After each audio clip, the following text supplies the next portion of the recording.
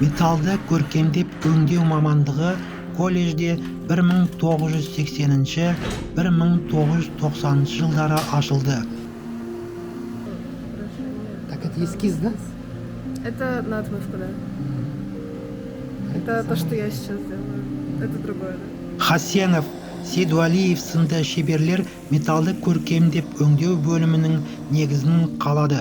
Қазақтың әшекей бұйымдарын ұлттық нақышына келтіре жасады. Камень какой? Это бирюза.